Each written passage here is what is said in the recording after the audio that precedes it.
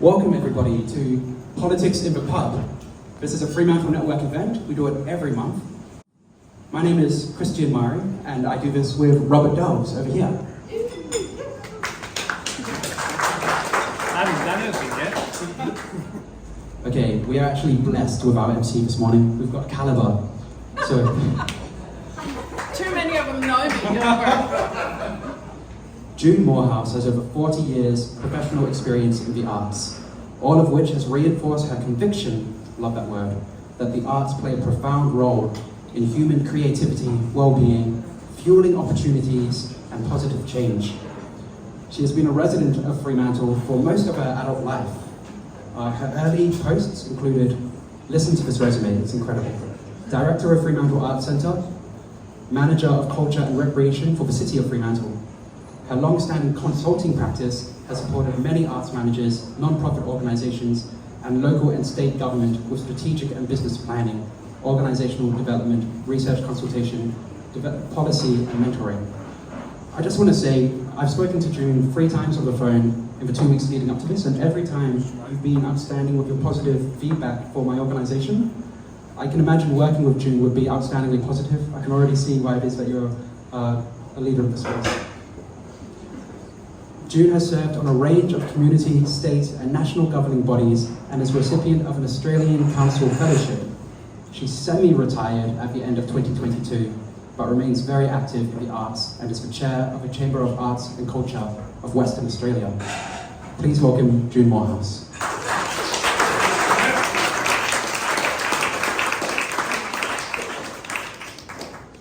Thanks, Christian. As I say, there's quite a few people in the room who know me quite well. So in the spirit of truth-telling, can I just say I'm not speaking with any hat on except my own tonight. So I'm a bit given, once we get passionate, to speaking out. Don't attribute it to the chamber, please. The arts is big business. It does provide $3.3 billion in value add to Australia, with the creative industry's service exports the fastest growing in the WA economy. Sorry, 3.3 billion in this state. I'm hitting the statistics up early because, hey, then we get on to the stories. It employs more than 50,000 people and facilitates 10,000 businesses, many of them sole traders, no doubt like you, Scott. And importantly, the arts has double the employment of First Nations people as all other sectors. Around 80% of the WA community participate in the arts, culture and creativity in some way, and more than 80% say the arts makes them feel good.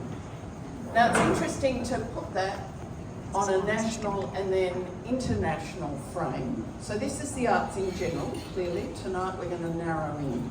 But pre-COVID, 83% of Aussies were attending cultural events and venues, compared to 62% in the EU. Australian households were spending more than $25 billion a year on cultural goods and services.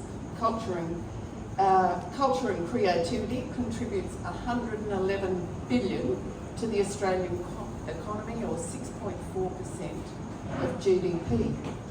It employs 800,000 people, which is over 8% of the total workforce. But Australia is spending way less than its OECD peers. It ranks 23 out of 31, with spending in culture, recreation and religion at 0.98% of total GDP, whereas the average of OECD countries is 1.35%. So I think that's just a really interesting frame for us to keep in mind, because I'm sure one of the conversations tonight is going to be, how do we get people to understand the value of arts and culture generally? But tonight we are going to focus on performing arts, and in fact, let's face it, it's actually theatre and physical theatre and the issues associated with those areas. So I think, Christian, we should just decide that we need a series of politics in the pub on the arts, because there are many, many points of discussion around this. But our speakers tonight all come from that history of theatre or physical theatre. I went back to my archives. When you get my age, you can. In 1980, I was the journal on the then local rag, which was the Fremantle Gazette, for those in the room who remember, owned by Eric Powell and Professor John Help. Anyway, from Murdoch University. And I wrote a piece called Theatre is Alive and Well and Living in Fremantle. And I covered off on 4 companies that were working at that time. Matrix Theatre, which was set up by Maida Petty and running out of the Princess May Education Centre. Desperate Measures, who were operating out of, the street, the fountain in the middle of the mall when it was required, the typing pool, as they called that, and the empty spaces that were available in Fremantle post the introduction of container ships. Harbour Theatre, that was established in 1963, obviously, so I wrote about them, entirely voluntary run. And a group called the Now and Then Theatre Company, which I was part of it. It's born out of Murdoch University, and it was an organisation that wrote its own material and took work through the Great Southern. The Women's Circus was here in the Women's Circus was here, that would have been in the 80s, so you're nodding, Lisa, thank you. Swy Theatre was established here in 83 as Theatre in Education, and that was established by Brian Petty and Di Shaw, Brian being Maida's son, so generations of energy and activity in this community of ours. Swy Theatre went on to become Perth Theatre Company when they needed to move to Perth, where they were offered premises in 86, and continued as one of the state's premier theatre companies till 2016. Deck Chair, of course, was also established in 83 and ran, I didn't write that down, but I think it was 2014. Thank you. Great. Spare Parts Puppet Theatre, I also interviewed them when they first came to town and set up in a little shop front down here, and I think it was where Ginger Morris is. So they established in 81, and as we know, they're still alive and well and semi-living in Fremantle. Fremantle Circus WA came out of street performers who've been active in this community since 1990 at least. On the website you talk about 30 years of activity, and we're proud that they're a part of our world. Fremantle Theatre Company came out of what was founded during COVID, and I'm sure Renato will tell you some more about that. So that's just a quick mix that I could pull out, and I'm sure there's some I've skirted over, not to mention all the activity out of independent artists who've continued to make this a lively place in the performing arts. So that's just a little quick look at things, but tonight people know how this runs. We have 3 speakers. I'm going to introduce them at the time of their speaking. They are going to be in order: Joe Smith, Renato Fabretti, and Scott Chocolate. They each get 6 minutes. After 5 minutes, I'll clap once. After 6 minutes, I'll clap twice. And if they keep talking, you all join me and we all clap. So that's how we're going to work. And then we'll just take a break, everybody refresh their drinks, and we'll come back for discussion.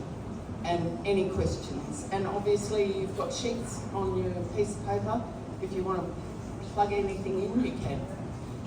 Okay, everybody cool? Excellent. We're good to go? I just want to mention, Christian, unlike my grandchildren, is not wearing a medal that he found in his mother's cupboard.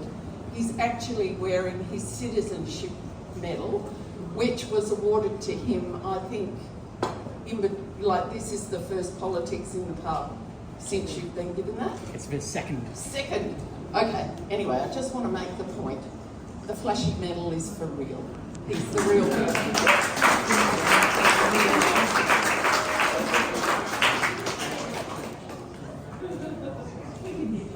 Fantastic. So, Joe, I'm going to read the bios they provided me rather than extemporise, because that could, who knows where that would end up.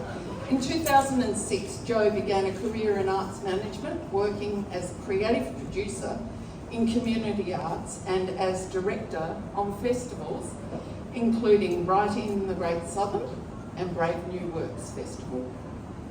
In 2014, she produced Ausdance WA's award-winning dance program, Future Landings, delivered across regional communities in WA. She began working for Circus WA in 2017 and took on the role as artistic director in 2019. Thanks, Joe.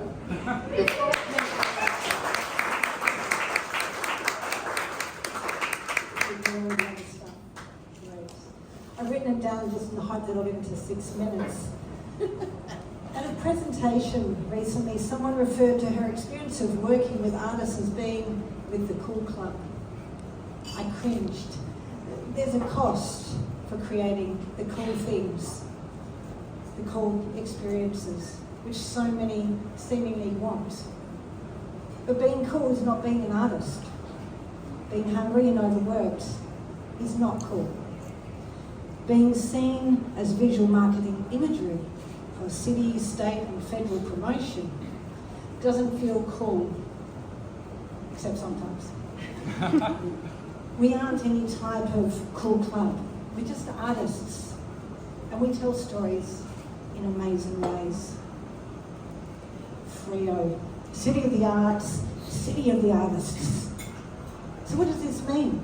A vibrant, engaged, intellectually charged, happening city where the arts thrives and grows, where imagination is translated through extraordinary hands and bodies of the artists. But let's be realistic. What does a city of the arts actually mean in Fremantle in 2024?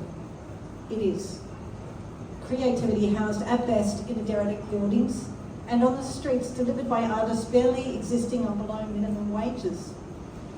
It's arts organisations unable to sustain the artistic drive and the expectations of society to be the storytellers of who we are, who we were and who we might just become.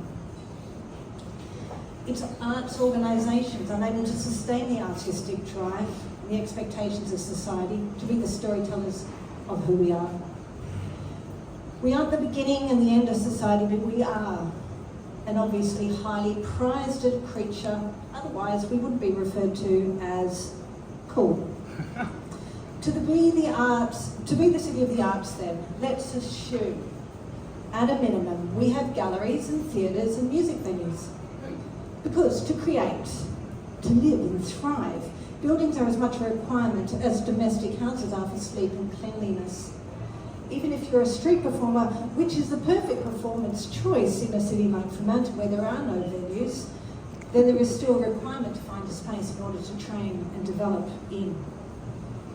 And so lies our quandary tonight. How is Fremantle a city of the arts if there are no adequate performing arts facilities anymore?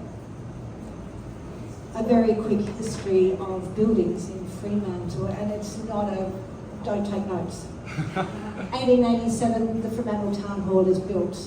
1897, the Victoria Hall is built. 1904, Dalkeith Opera House, now Metro Nightclub, is built. 12,000 people in there.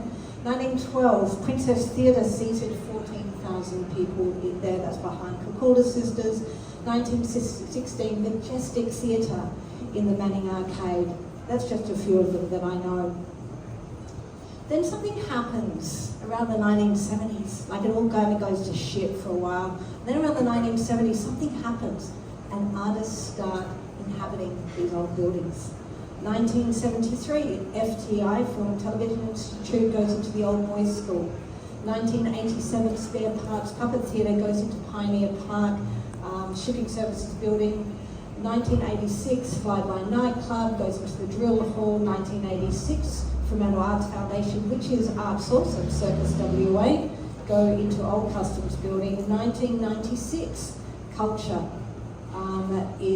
moves into Fremantle for the first time. 1998, Deck Chair Theatre happens. And we know from June that there are many, many more than those. They're just the ones that I know. So something really exciting that's happening in the 70s. If I was a proper historian or an economist, I would have mapped the above alongside economic growth of Fremantle's residents. And I guess we would see a steady rise and an exponential growth in the cost of housing and growth in socio-economic standing of people. But what jumps out at me, all this inhabiting of old buildings to grow a strong, vibrant, exciting arts culture, is that the artists perhaps are some kind of pioneer species, a bit like the surfers in Margaret River. We're the humans who see possibility and opportunity where others see nothing. We unearth beauty to others who are not trained to see. We pick up the bits around us and turn them into literature and visual and performance art. Not always beautiful, sometimes confronting, but art nonetheless.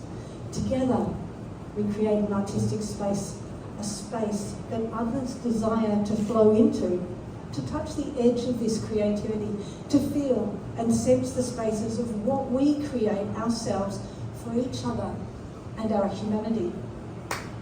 The pioneer species sets the bedrock of regeneration. The arts pioneer generates a richer, stronger, and community-engaged society. Sounds like Fremantle. And it is still like this, but there are major, major cracks. 2012, Deck Chair folds. 2014, FTI moves, then folds. 2014, Culture no longer exists. 2014, Circus WA is asked to leave the Old Customs House, no place to go. 2015, Flyby Night moves to Victoria Hall and closes. 2017, Circus WA barely survives the move into a big top, a tent, which is where we are now. 2023, Spare Parts Puppet Building is condemned. They've been asking for a building since 2010. 2024, right now, Fremantle Big Top is in major jeopardy. It will fall down fairly soon. We're not sure when, and we have no building, and we've been asking since 2014. So, they're just some of the ones that I know off the top of my head, and I know that they're well known, so that's why I've used those. So returning to artists as pioneer species, it is very obvious from these closures that this species has been under threat for a very long time. If I've learned anything in my stint with Circus WA, it would seem that being good at what you do, even actually being brilliant at what you do, it's not sufficient to guarantee an ongoing future in performing arts in Fremantle, or perhaps even in WA. And if there is no future in Fremantle, the arts capital of WA, then where can performing arts thrive?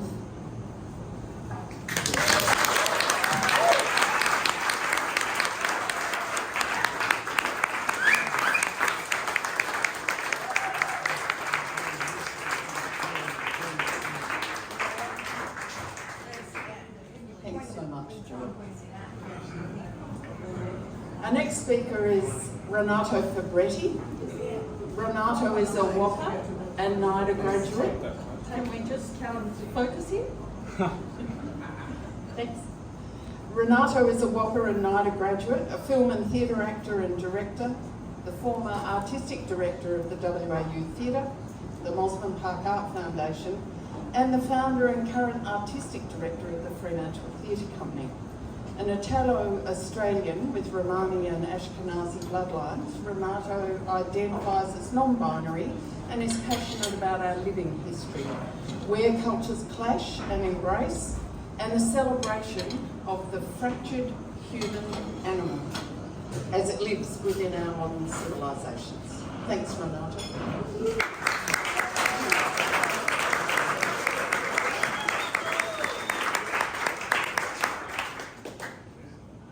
Little spot of theatre on the way in to distract from that bio. What were those last sentences? I don't know. One word of warning for anyone in the arts: do not follow Jo Smith into anything. Don't speak after her. She'll have a fancy bit of clothing in you. She'll definitely be well appointed. Her glasses will be more expensive, generally more graceful. Look, when we start to talk about performing arts with Christian, the thing that hit me was I've already seen a period of what I would call death of the arts in Fremantle. I saw that wave that started with Photo Frio and Harbour Theatre and Fly By Night and, well, culture finally dying in Frio. And culture couldn't have been a better pun for that moment. To see that many arts organisations leave in one wave, it's not something I want to see happen again. So the question of, does Fremantle want performing arts organisations to actually be working here is the one that's been plaguing my mind. I think Fremantle as a group of citizens definitely does. Yeah. I'll clap with you if no one else will. I'm here. But does the council, does the state, does the apparatus that allows for that have that same wish? That's the question I've been asking a lot of. As Joe said, it's a somewhat threatened existence for that wonderful unicorn we call the artist in Fremantle at the moment. It doesn't feel like there's the venues. Thank you for covering all of those. It doesn't feel like what little space we do have to offer artists is being expanded. If anything, we're losing them. One of the first things we discussed was the fact that Spare Parts, Circus WA, FTC, with 3 identifiable professional organisations, and all of us are in a quandary as to our venues. It seems like, if I can quote Keats, a life writ on water, or at least our castles are built on some pretty shifty sand. And if you look at the new arts plan that has been printed and disseminated this week, even in the intro, our mayor, who's a huge supporter of the arts, is grasping at sentences like, economic growth is great in Fremantle, there's a bar or a restaurant or accommodation opening near you soon. And we seem to lead with bars. No disrespect to the local, thank you for hosting us. But I just don't think it's enough for a thriving culture in Fremantle. I want you to be able to go to something before you have your pint or after. I don't want your personal culture to be defined by your alcohol consumption, but it is a great time to sip my beer. I think we need something else. And look, we've got mini golf now and we've got a bowling alley. And that's fabulous. It's a great Tinder night out. It's fantastic. But maybe you want 90 minutes of something. Maybe you want 40 minutes of something. You know, maybe you want to think and feel and grow, or as we at Fremantle Theatre Company like to focus on, just remind yourself of your empathetic, response system, which is required for living life in a full way. So we've got a wonderful state, but we've got a wonderful city here filled with the kinds of people that want to feel and think, and yet we feel like there's this threatened species. And the question is, what's the solution? Now, I've been getting calls all this week. A lot of people want me to get angry at the council. I don't want to. The council gave me a venue to play in, and during COVID, we were very proud to use it and bring some great events. My question is, where does that problem really lie? How far upriver do we go? And for me, I'd rather have a conversation at a state level, call for investment in Fremantle that I consider to be the jewel in the crown of the West Australian tourism industry. No one flies here to go to Forest Chase. They come here to visit Freo, okay? They're here to enjoy this city, and once they've done all the things, they go to Margaret River, The pubs aren't enough to keep them here. It's just what they do in between things. It's where you go for a feed and a drink, and it's important. I mean, look at me. I love my food. I'm Italian. That's a big part of me, hospitality. But it just doesn't feed the rest of me.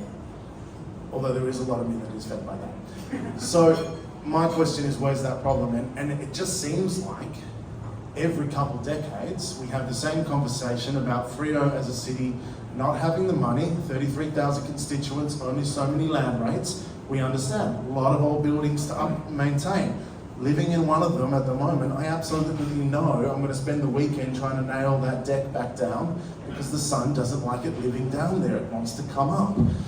That's required. It takes money. But where is the state? I'm sorry, but either Mr. Templeman or DLGSC are failing to invest in Fremantle as a destination. I want to talk tourism. I want to talk arts. I want to talk about this being a place you travel to.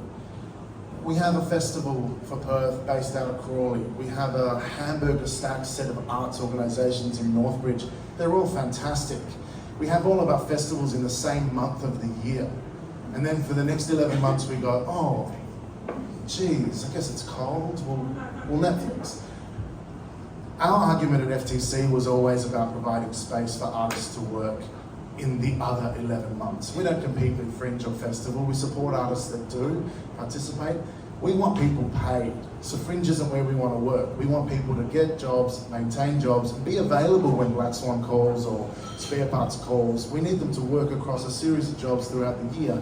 Or they'll go get jobs in government, or they'll go get jobs in teaching, or they'll go get jobs elsewhere. And they won't actually be available, like every stage manager in West Australia that works for Crown. She doesn't, but she understands, okay? So we've committed ourselves to making a space available to artists for the rest of the year and providing work throughout the rest of the year and shows for people to see throughout the rest of the year because the soul needs to be fed consistently, especially through those cold winter, it's not cold here, is it?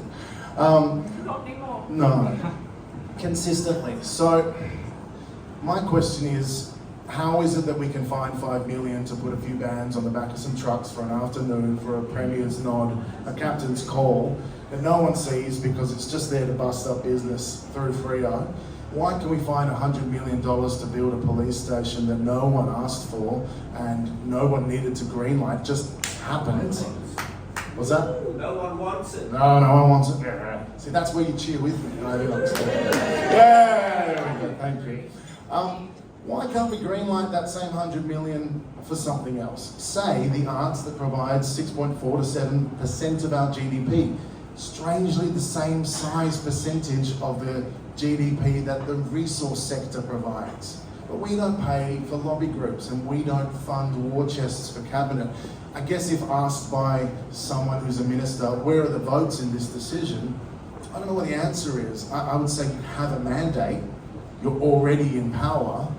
This is the time to stand by your values and do something for the people that you actually support. Thank you.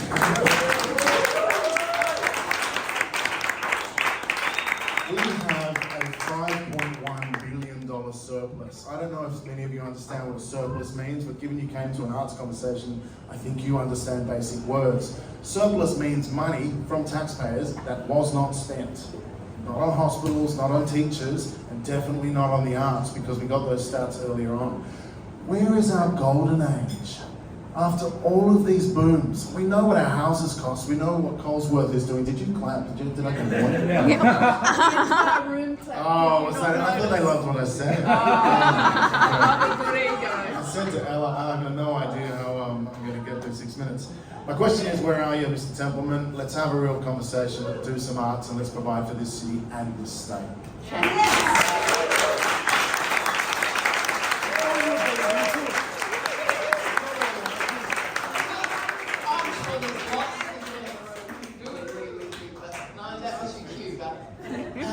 Thank you, Renato. Fantastic. And our final speaker, before you all go and charge up for your drinks and get your questions ready, is Scott Chocolate, whose long career is summed up in this bio. Scott Chocolate is an artist, performer, and human. He's performed on the world stage, aka the street, for the last 30 plus years and has no intention to stop. Thanks, Scott.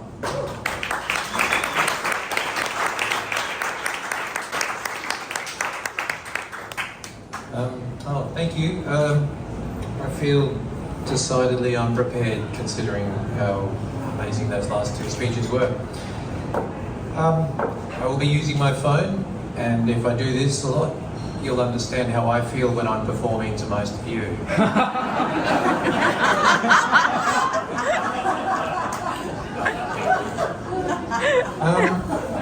As I said, as was said, I'm Scott Chocolate, Fremantle street performer, artist, performer and human. If you're a Fremantle resident, you may have recognised me working, and my colleagues working at my office, which is outside the Fremantle markets. I'm a professional busker, and I have been for about 30 years, or a street performer. I do what's called a circle show, which is different to what might be considered a passerby act. A passerby act is more like a guitarist, a statue, someone who twists balloons. We, the circle acts, gather a crowd, keep them, entertain them for about 30 minutes, and at the end pass the hat. So that's what we do. And Fremantle, outside the markets, is the spot to work if you are a street performer in West Australia, and in fact around the world it's well known. So street performance or busking is a great way to get experience and a bit of money as well. In fact, you can make it your job. You probably won't be on the cover of Time magazine, you won't get in Forbes rich lists, but it has been the start to many famous people to kick off their career. Notable people, Robin Williams, who started out as a clown and a mime, Pierce Brosnan, fire eater, musicians such as Irving Berlin, Louis Armstrong, Mick Jagger, Eric Clapton, Dolly Parton, The Violent Femmes, Tones and I, Justin Bieber, Ed Sheeran, and of course John Butler, who obviously we all know from working outside the Fremantle markets as well. So street performing is one of those most honest jobs that you can do. You instantly know if people like what you do. They will either watch, clap, applaud, throw money, and if they don't like you, they won't watch, clap or applaud, and they'll probably throw something else. You either get good or you give up. It's as simple as that. And this is why permits for busking are mostly unnecessary. Until the late 70s, it was illegal to busk or solicit donations in most streets around the country and around the world. Even to this day, you can still have your equipment confiscated or be arrested for the simple act of playing a guitar and trying to get money. Currently in London, there is a crackdown on the performers who perform in Covent Garden, despite the fact that the performers have been there for over 360 years, and the Westminster government has existed for about 60. So when the arts and artists are restricted by councils and curated by privately run corporations, it's not just a risk, but a very painful and real reality for the artists who may not fit in with corporate values. So how does this relate to Fremantle? Well, Fremantle is well known by street artists around the world as a really good spot to perform.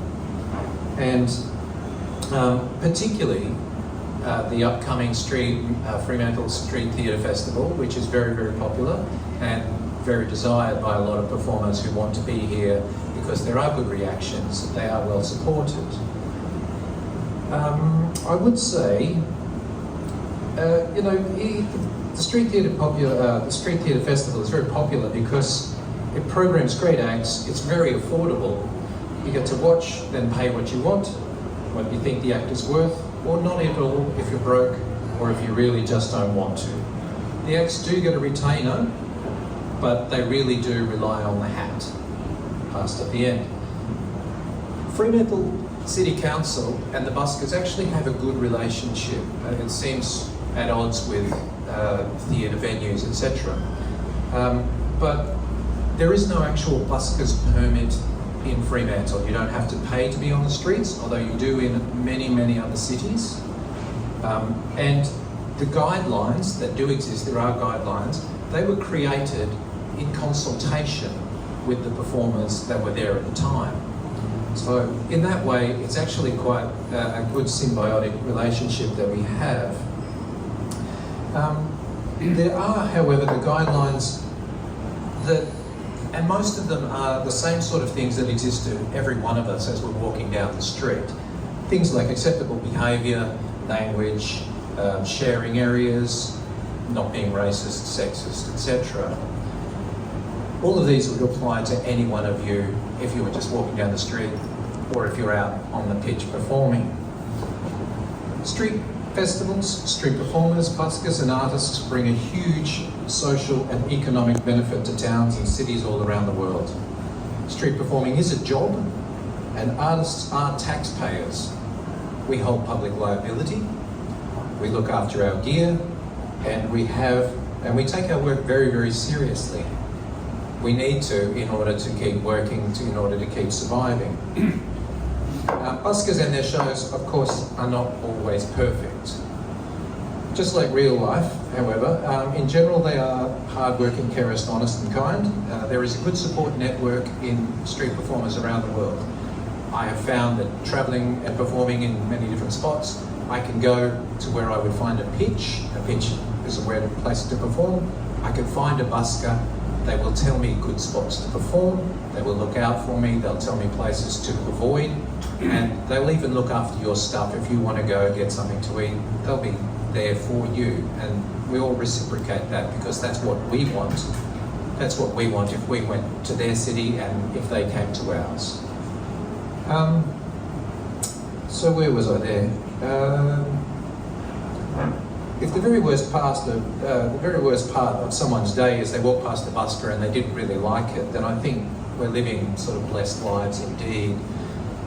Busking can be a hobby, a place to try out your skills, or a supplement to your income or a full-time job. I believe it's integral to the arts that busking, street performer and all things creative continue to be supported. Oh, thank you very much. That's actually absolutely perfect. I was finishing right there. Oh, well. Didn't get to two claps. Didn't get to two claps. Well, you can always clap anyway. I'm used to that. I like it. So.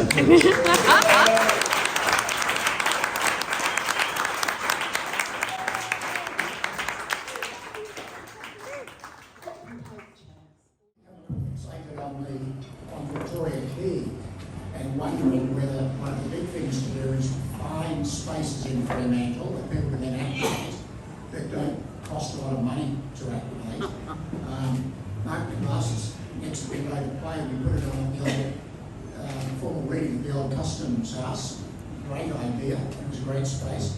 But you've got the Maritime Museum with that theatrette. How well does it get used? Gauge roads have proved that you can activate a space down there. I'm not sure what's happening in Seashed.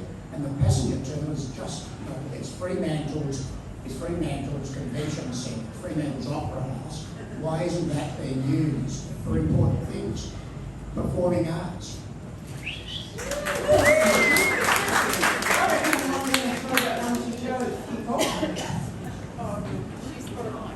No, it's gone upstairs. I'll take it off. Yeah. Oh, it's pretty well wrapped. You can tell I wasn't in production.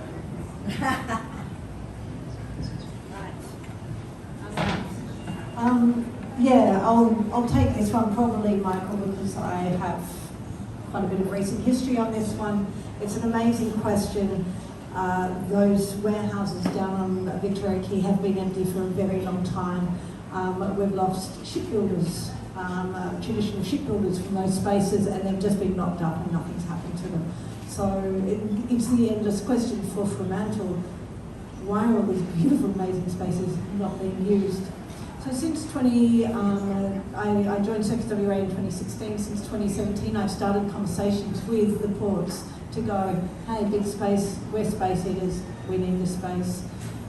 Every time I seem to get to the next level of conversation, there seems to be a new contractor that needs to be contracted to research the contractor that contracted prior to do the research. It seems to be sitting on the DPLH website and City of main roads. I mean, we've even got reports that have been signed off by DPLH, Main Road, City of Fremantle, and there's somebody else, and they've all signed these, and yet we are then in a position where we're contracting someone else to assess the contractor's contract, and it's an appalling situation of constraint. So all I can understand is that people are afraid to make a decision of that.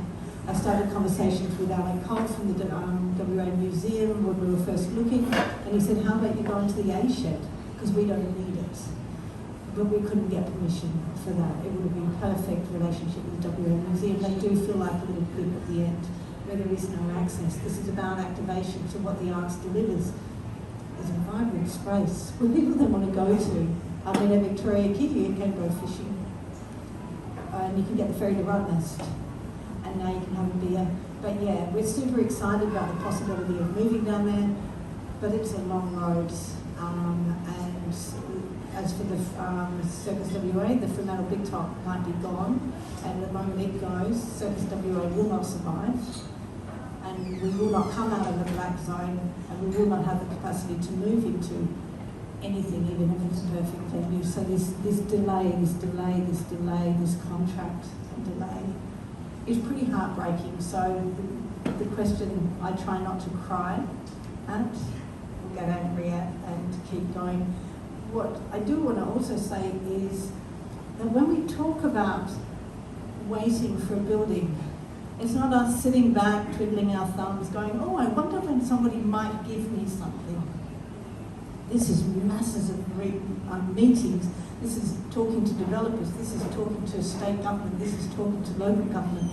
This is writing EOIs. This is doing lots of big stuff. We don't sit and wait for someone to give a hand out. We are actively working incredibly hard. So I need to just make sure that that's clear, that we're not waiting for somebody to do something for us, but we're working incredibly hard to make that happen. What we don't have is big money. We just don't have the money because we're creating with soul and spirit, and soul and spirit seems not to have a bank account.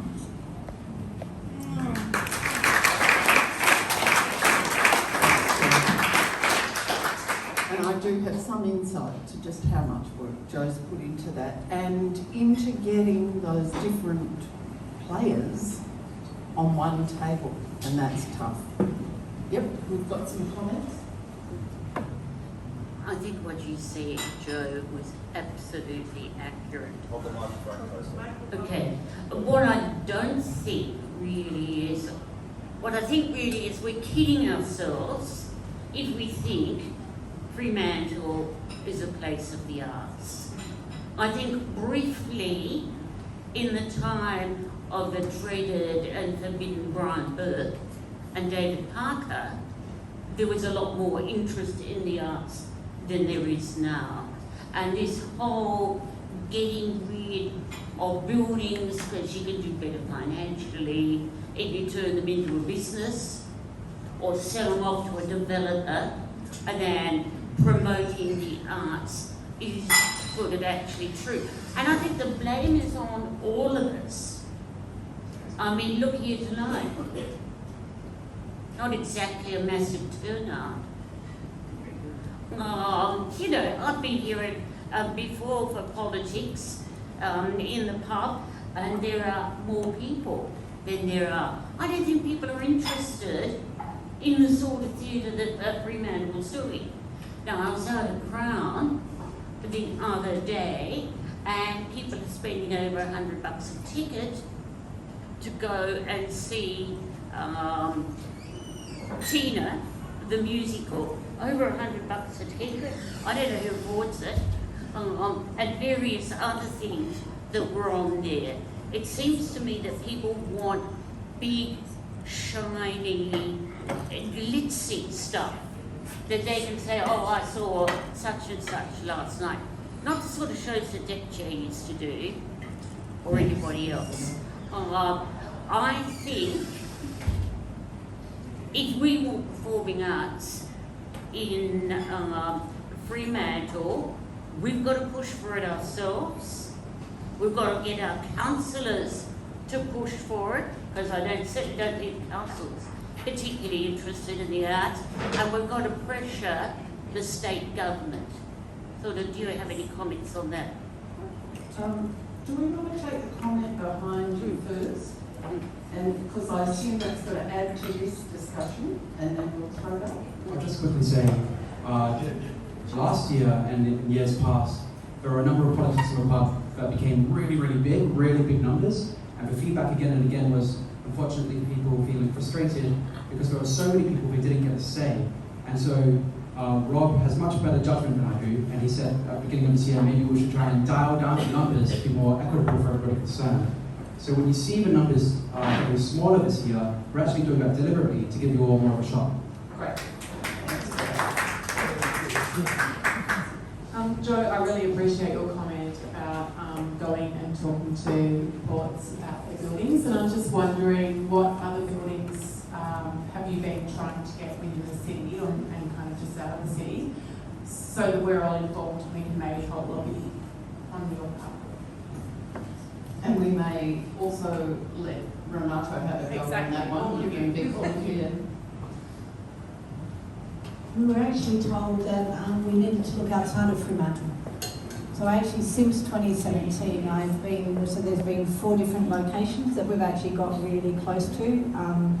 Every time I have felt quite sick with it, but I have followed it because the state government insisted that if we were to be Circus WA, that we could not just focus on Fremantle. Coburn Central, Midland Railway Yards, and 2 places in Central CBD.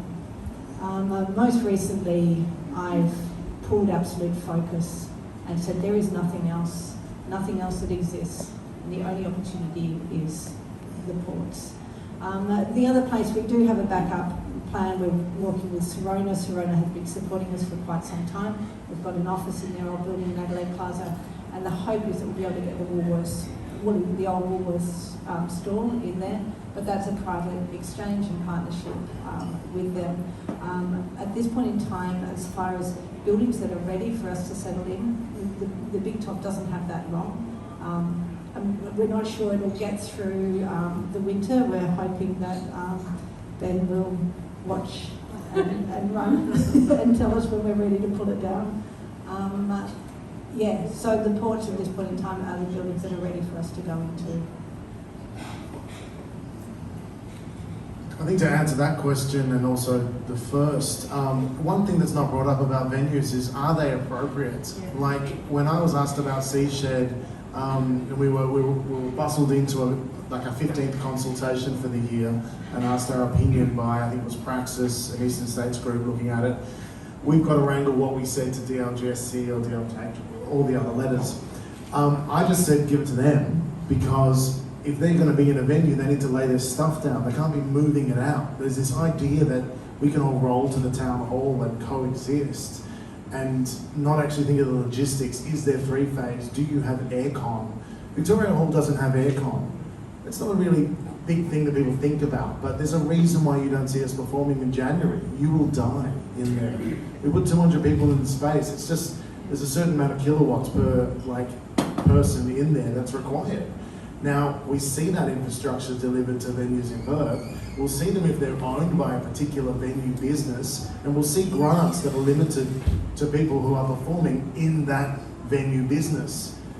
That's a problem, because it means that spare parts in their own venue aren't able to go for the same grants. We're not able to go for the same grants because we're not working in this system, which has proven to be an expensive system that limits arts organisations. So upriver, there's a bit of an issue in terms of that. So C-sheds, A-sheds, they're heritage. Aircon's not an option necessarily. And you're going to be next to Gauge, or you're going to be next to a restaurant. You're going to be wanting to do bombastic, loud stuff. Is it appropriate for a theatre that might want to do a contemplative show? Not necessarily. So we like to look at that stuff straight in. To answer the lady's question in the front here, I do think quality matters. I think the shows have got to be good enough, the company's got to put good enough stuff on. If they're not, they should be called to strict account. They're not, because we don't have any journos left able to do so, because we keep firing them or closing down those avenues for public discourse. But it matters, because I'll say from Fremantle Theatre Company, we might be doing deck chair-esque work while we build our audience. We're doing stories that connect to local audience, like Last Train to Fremantle. But that sold out to 97.9% of its seating capacity over a 3-week season, which most people aren't bothering to do. And we lost a week to COVID because 3 of our actors went down to that. So that's a huge effort. We aren't a company that papers the first 3 or 4 nights of the show and say, oh my God, we sold out. We actually sold those tickets. So there is an audience, there is connect, and the product was reviewed, because we do a lot of surveys, as excellent or great. Like 93% I think of it from off the top of my head. So the quality matters. The problem is, if you land that quality and you build that audience, is there any support for you to grow, to build, to do something speckier? Because I'll tell you, having put Shakespeare in the Park in Kings Park, City of Perth doesn't fund Kings Park because it's drawn out of their map. It's viewed as state land, and Basil's not interested, okay? He's not interested in many things. But the thing is, so we toured 3 regions and 6 cities because we believed our values said, take it to people outside of the city. It shouldn't just be for the toffs that live in a certain area. Maybe it's a bit working class of me to care about those socialism things, but we did it off our own bat for 2 years. There's not always a Bank West to come and help us. This is our 3rd year. We didn't do it because we can't afford to.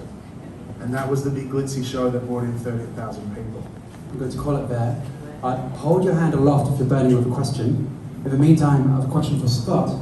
Are you seeing new street performers coming in, showing an interest in getting involved, replacing the old guard at a similar rate to in the past? Well, that is a good question. Yeah, it's funny, there hasn't been a huge amount of new street performers coming to the pitch. What I call the newest, it's probably been there close to 10 years. I've been free on the streets for many years.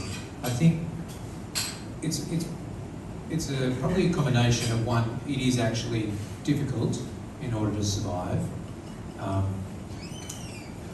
And also there has been more emphasis on new acts when they are learning their skills to want to be on stage, which of course most of us do. You know, I choose the street because it's bread and butter. I can do it, I can work, I can make my money. If I tried to get cabaret gigs all the time, it's just not happening. And that's because there aren't the venues, there isn't the support. But I would love to be doing my stuff on stage in theatres, but it's just not possible. So I think, and Fringe also is one of those opportunities where you can get stuff up, but Fringe, particularly Perth Fringe, grew so huge, but the numbers of the people that went to the shows really didn't grow with the amount of shows. You can choose to do a show in the Fringe. The way you do that is you pay them money, they put you in a program. Every year, more and more people want to be part of that, they want to be part of the program, but you haven't got the amount of people watching. Edinburgh Fringe, the average audience members in your at your show is 5. Or those statistics from a few years ago, 5 people is the average to your show. Now this takes into account some shows sell out huge venues, and a lot of the shows get 0. So being on the street is what we do in order to survive. But yeah, it's not incredibly attractive to most people, partly because it's difficult. Also, the more acts you have, say in Fremantle, the less each act there has an opportunity to survive. So if you start getting 10 acts, you can feasibly fit about 8 shows within the day that are workable and that you can actually make money from. So I think maybe that may answer your question. That's helpful. Thank you, Scott. We've got a question from Milford. Hi, everyone. I go on and on about the details of absolutely everything that's being discussed here, but I have a feeling that it wouldn't be all that constructive.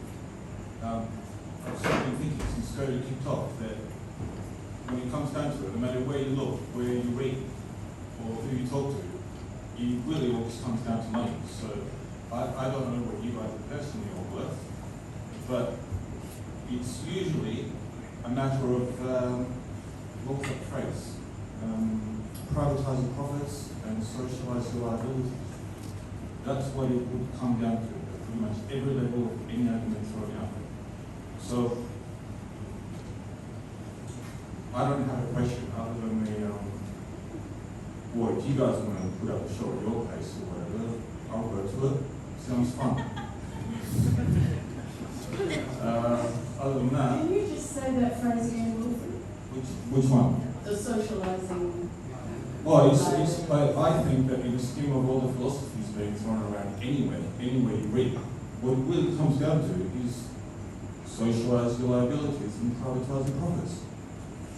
No matter what council you look at, what jurisdiction you look at, anywhere on the planet, that's what it comes down to. So if you guys want to throw a party at your place, I'll come to it, that sounds fun.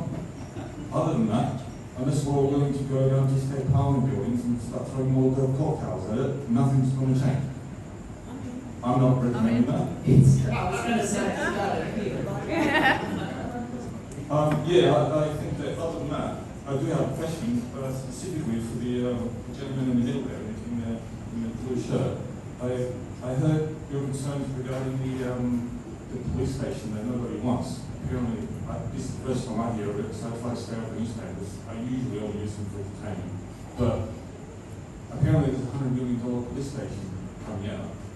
Yeah, the reason I mentioned that is a couple of years ago, well, it's something that's in the news. There's a $100 million building happening where next to the Fremantle football oval, right on the strip, and it's a very, very glitzy thing for police headquarters, and I'm sure they deserve it, and it'll be great to have them in town. No, that wasn't my point, mate. Well, I haven't made mine either. But my point was that a year before that, we talked about a stage, what's called a sound stage for film. And when they discussed it and they rolled everyone out for the photo op, they said, we're going to invest $100 million in the arts in Fremantle. Now the studios went to Malaga and that's all good, that's fine. But the problem is no one explained what happened to that investment in Fremantle. I can tell you there was a community-wide kind of gasp when we thought about that investment, even if it was just for one part of the sector. Because the flow-on possibility of that meant something. It meant recognising and elevating Fremantle, which is what I'm really asking for at the moment. I think we need that to happen at a state level, because the thing that will solve the arts in Freo is abundance. Shows every night that we can get to what you're asking for, that they're the same thing, and they just need support. We have a question from the front. Hello. Hi, everybody. This is Ella. Thanks, June. I just wanted to jump on and to respond to the space access point as well, because we've sat in this very pub and talked about it. We've sat at round tables with the council and talked about it, and we go round and round and round in circles, knowing full well that there are many empty buildings in Fremantle, and I absolutely understand that for larger organisations it's really tricky and they don't fit and they have to be the right fit, and I absolutely think you should be given a venue, or they should build a new venue for you, Joe. But I also think, I'm an independent performance maker and I have been an independent for 20 years. And there are a lot of independents who do not live here anymore because we can't afford to. But also we are still just here. We're not too far out and we don't have space. And there is so much empty space in Fremantle. I get a bit worked up. But there is so much empty space here, and we have been promised so many times that it will be made accessible to us for independence. That beautiful moment in the 70s that Joe was talking at, where that town was derelict and empty. We are there now. And the pubs are struggling too. I have friends who own bars, who are recent bar owners down there. They're struggling. It's Fremantle. It's dying. And there are many people who could pop into those spaces and activate a building for a year or 2 weeks even. 2 weeks access to a venue for an independent artist can completely change a project, it can build a community, it can change lives, and yet we don't have it. And the fight you have to go through to get a space for 2 weeks it's astronomical, and it gets to the point where it's actually undignified to even try. And the amount of conversations I'm having at the moment, sector-wide, is that as an artist, at this moment in time, it feels undignified. The way you are having to fight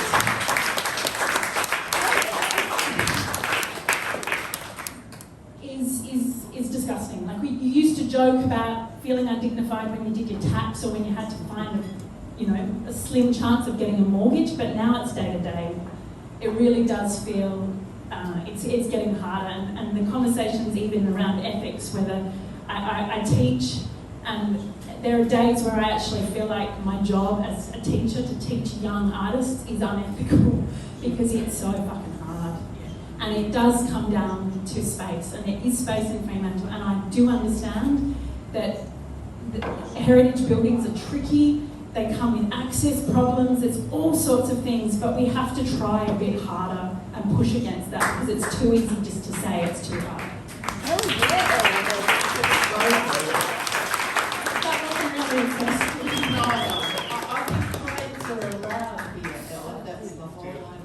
Thank you, and it's really important that we hear the voices of independent artists as well as the organisation. I was going to say, I've heard before that the reason the 70s, 80s was amazing was because all the activists in Fremantle ended up getting office and actually working in Parliament, and in that argy-bargy time they went a bit Gough Whitlam and actually just made decisions while they could. I think that's something that we're missing. And part of the reason that I stuck my foot very expensively in the door at Victoria Hall and fought for that is so that I can offer spaces. So, and you do. And so does Joe. So this show that you're seeing pamphleted, those people were offered free rehearsal space and they've been offered free access to develop the show so that they can meet our audience. So please come and support them. But also, we should have a chat about that because I can find you 2 weeks before we lose the building.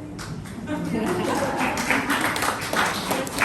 think I'd just like to counter the thing that it's all about money.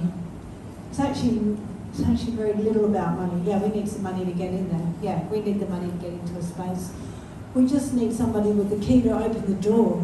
Bureaucracy seems to be the thing that constrains, and I go through the city of Fremantle and I go to the state government and I fucking like all of them.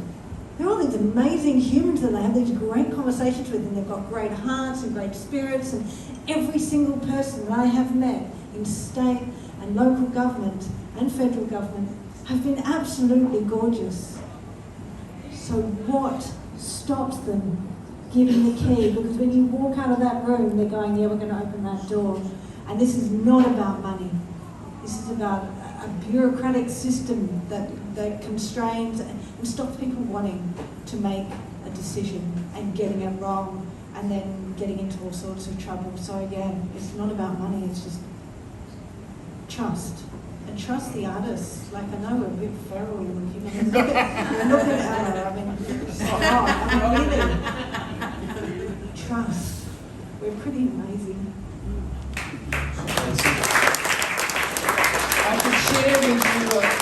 I could share with you a paper I wrote out of my fellowship that I did on the felt sense of change in Fremantle that was about the rise of managerialism in the Fremantle Council. It could do with some updating now, but you know, these are very real issues, and they are, as you say, beautiful people stuck in those bureaucracies who are also frustrated. But yes. We have 2 more questions. I'm just going to point out that Joe is previously a sociologist. The best commentators on bureaucracy are the sociologists. So I'm just going to flag that as well. That's what she had in the past. We all know your other life. So we're approaching the end. If you've been waiting to ask a question, be brave. Courage is a virtue. Okay? But also be brave because civility is good. I was looking at Wikipedia website the other day, just roaming around random things. And I got a question. I got a question is, you know, we all go to events and festivals and appreciate arts. Taylor Swift, you know, we all know Taylor Swift. And then we talk about how much money she makes out of her concert. And I looked into her, how much money she made in 2023. $4. A little bit more. Over $1 billion. And then she was no doubt the person who made the most amount of money, the musicians in the history, that, you know, up to 2024. And then if you look at the Wikipedia page, they tell you, you know, past years. And so basically what I want to say is what June said, like, you know, we are spending a lot of money on arts, or this particular form of arts in this case. But we are crying for issues like, people not appreciating and people not spending money, so we're having financial issues. And then we put brakes on policies, governments, local governments, whatever. But is it issue of systems, or is it issues of consumer ourselves, or consumer or people who consume, or consume is a bit of a not the best word to describe that. Is it the issue of us who appreciate arts? That's my question. Yep, I reckon, and interestingly for me, that picks up on the point that Priscilla was making about you go to Crown and those people are paying $100 a ticket at least, and it's families, it's full, and they are not the people, as a pretty regular art goer, they are not the people that I'll see in the State Theatre or at any other theatre or even Perth Festival shows. It's a really different audience and they are loving it. So there is another element to this debate that we need to unpack, and again, it's about the world we're living in and the way things are built for consumerism. I think the word consume is interesting. And you know, like, I'm guessing just about everybody in this room has an issue with that and is looking for something beyond consumerism out of our arts and cultural investment. And that's a challenge. That's a real challenge. Yep, Joe.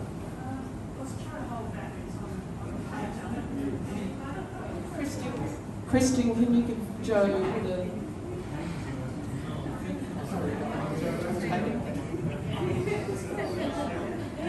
While we sort this out, I was going to say, if your question was, is there a problem with people buying tickets or consumption in the arts? There isn't. Fremantle Theatre Company tested it. We came to a place where we told there wasn't going to be an audience. We found one. When we go into the park and we ask for families, they pay.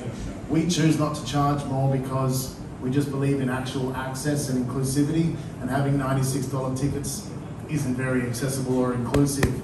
So, but we have tested it. And Taylor has taught us something. I saw an article just the other day that said 84% of people engage in arts products weekly, obviously, telly, radio, music, all this stuff. 68 in sports. But if you look at the way that Australians think about their sports versus their more abstract forms, there's a real big divide, and that's why my question is I'm trying to agitate a response from the state level about our value, because I'm tired of saying there is value here. We know that there is. We've proven it.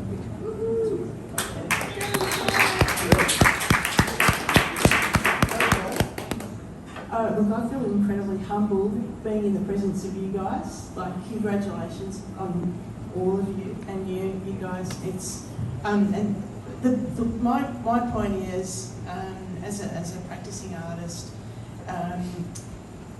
we still need places for young people to grow. It's, you know, we need what you do, what you all do, but we need places for young people to make mistakes and grow as young artists and performers. And, you know, where's that? Like, they go to uni, they spend a fortune now. When I went to uni and did at BCA in Melbourne, it was free. Like, now it's, I don't know how much they're spending. Where do they go? Where do they make mistakes? Yeah. Robbie Lang of the Fibonacci Centre just walked in. Perfect timing. I think it's a really valid question. It used to be, there used to be, at least in my sector, the Blue Room was an experimental place, and Pika was another, and the Recabites was, and there were more spaces. We had upstairs above the Brisbane was the Effie Crump Theatre, the Playhouse downstairs in the Madge, all these things. We're seeing a move back in a lot of those spaces. We're losing them from music and things as well, and I won't get sidetracked, but simultaneously, I'd say we're also losing those spaces for older people in the arts. People with wisdom to share, to cross over with those younger people. There are grants now for emerging talent that there isn't for mid-career talent, and I've seen so many playwrights hit their stride, ready to go, win the awards, no commission the next year, no opportunity the next year, and they just stop. And I know that that's true for circus artists, I know that that's true for artists in other fields. So I think it's about opportunities that are actually open for more, not just necessarily youth, but older side of it. Thanks. And now we're going to have our Last question. Hello, thanks for tonight. It's been really insightful. Oh, thank you. Trust the microphone to break down when I want to talk or to come up here. Anyway, I recently, on a slightly different question, I recently went to Dada with my cousin, and I was bowled over by the space, by the people there, and it was a really good vibe. And I was with her in regards to her NDIS plan. So the question I wanted to ask is, has there been any thought in potentially some organisations doing a pivot and actually providing outreach services, particularly with people with disabilities or seniors? And the reason I say that is because there is quite a bit of federal government funding around social supports for those people.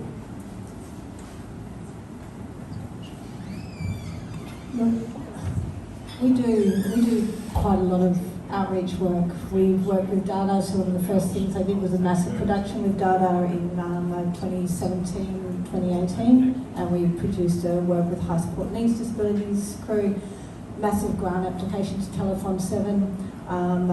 Anyone that's done a grant application before or written an EOI for a building will understand how much that takes. And then at the end, when you've done the thing, the photographs aren't quite enough, and the videos and the interviews and the everything else isn't quite enough, so the reporting that requires for that. So then if you stop and you think about, again, there's lots of money out there, there's money out there, but hey, there's an artistic director, CEO sitting in a park in a tent with a bunch of extraordinary circus artists and young people willing to and ready to do stuff. I'm exhausted, I suppose. There are immense amounts of opportunities. We still run a program for youth with disabilities, and we've got our next production coming to main stage for the first time in July down in Bunbury. That's with 5 young people with disabilities performing their stories with our youth academy, performing alongside them to tell those stories. So we're doing that. We are $30,000 short, but I have spent committed all of the money of that $30,000 already to do this work because it's important. And we're about to go into a fundraising campaign. I'm still looking for grants. I've just been rejected from a grant tonight for another really important work. Yes, the money is there. How do you grasp it? Unless you're a massive organisation, and then you have to do something like WA Ballet, you have to get super big, and then you have a machination that trawls the bottom of the ocean for every grant they could possibly find, and they get them. They get those grants, and that's fantastic.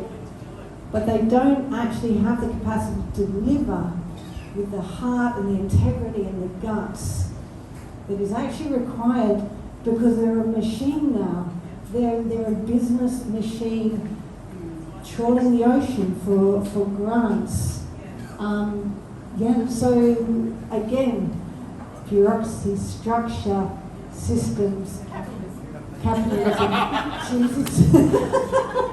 great simple things to bring down. Just to make clear, I don't think anyone on this panel should have to hustle. I think there's an inherent value to what you do for each and every one of us and for the community. So don't, that wasn't the one. I would simply put my, okay, there's a problem here, how can I get more money hat on, but you might not have hearts. You guys shouldn't have to bloody hustle.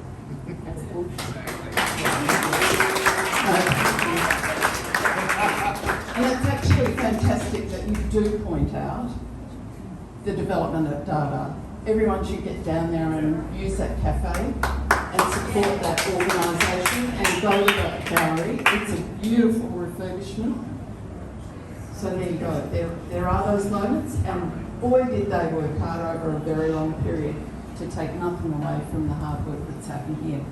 Last Okay. comment. All right, we have a last comment.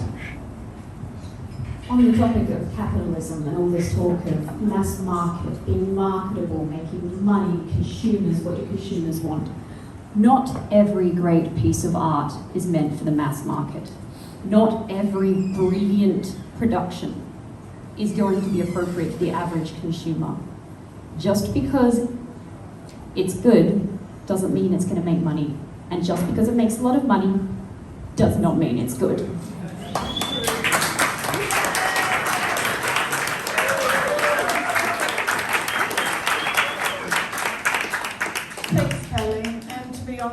I think that's the spirit in which artists in Fremantle have been operating for all the years I've been observing them. And it is why this discussion is necessary. We can talk about the world, then we can talk about what we want here and activate ourselves around that and support these fabulous guys. So I would just like to ask you to show your appreciation, love and warmth towards these hard-working, amazing individuals, Renato, Joe and Scott.